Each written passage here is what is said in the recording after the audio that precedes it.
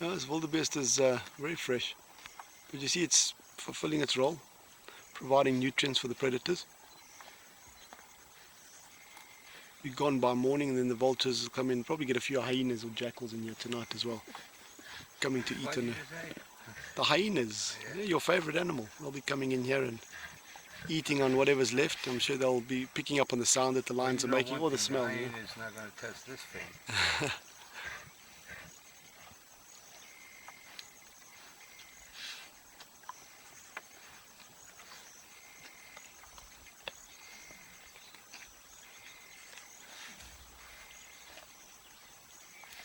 I would have liked to see them pull it down. Yeah, well, we might still get that opportunity over the next few days.